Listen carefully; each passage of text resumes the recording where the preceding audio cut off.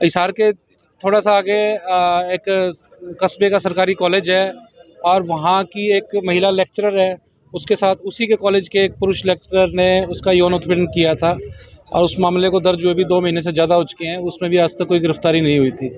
दोनों ही मामले SC/ST act में दर्ज हैं। हाँसी वाले मामले में पॉक्सो एक्ट भी लगा हुआ है। दोनों ही हीनियस क्राइम के मामले हैं और दोनों मामलों में जो जांच हो रही है, पीड़ित परिजन जो है उसे संतुष्ट नहीं है। तो पहले केस में, हाँसी वाले केस में आरोपी प्रिंसिपल की गिरफ्तारी नहीं हुई थी। दूसरे वाले जो हिसार वाला केस है उसमें आरोपी की, अभी तक मेन आरोपी की गिरफ्तारी नहीं हुई है। तो इसके लिए आज IG ऑफिस पे हम लोग इकट्ठा हुए थे IG साहब को ज्ञापन देने के लिए। IG साहब का पता चला कि नए IG साहब ने ज्वाइन नहीं किया है, पिछले वाले IG साहब ने चार्ज छोड़ दिया है।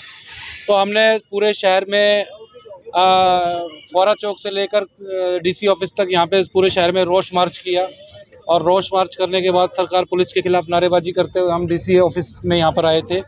तो मौके पर हमने यहाँ पर ADC साहब थे, ADC साहब को IG के नाम ज्ञापन सौंपा है और जो मैंने अपनी मांगें बताई हैं सारी की सारी वो हमने उस ज्ञापन में लिखी हुई थी और ADC साहब को दी हैं। और उसके बाद आदमपुर वाले मामले में SP साहब से भी बात की। तो ADC साहब का कहना है कि इस मामले में वो हमारी जो बातें हैं IG साहब के सामने रखेंगे और ज्ञापन उन्होंने फॉरवर्ड कर दिया है IG साहब को।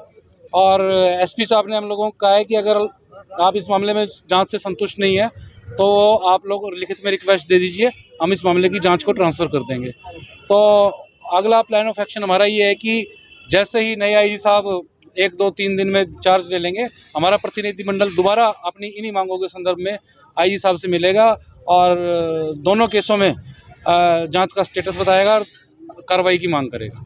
तो सर बताया गया कि प्रिंसिपल को गिरफ्तार कर लिया गया। प्रिंसिपल को जो DSP यहाँ पर मौके पे थे उन्होंने ADC साहब को बताया था कि जो हाँसी वाले केस में प्रिंसिपल को गिरफ्तार किया है, लेकिन पुलिस ने पॉक्सो एक्ट जैसे गंभीर मामले में प्रिंसिपल को गिरफ्तार करके पुलिस थाने में ही बेल दे दी, जो एक बड़ा आउट ऑफ वे जाकर पुलिस ने इस तरह का काम किया है। गैर कानूनी, अनकॉन्स्टिट्यूशनल सा बिल्कुल साफ नज़र आ रहा है और सुप्रीम कोर्ट, हाई कोर्ट की गाइडलाइंस के बिल्कुल खिलाफ जाकर पुलिस ने ऐसा किया है और इस चीज़ को हम लोग आगे इस चीज़ पे भी कार्रवाई करने वाले हैं, कोर्ट में भी और हायर पुलिस ऑफिसर्स के सामने भी।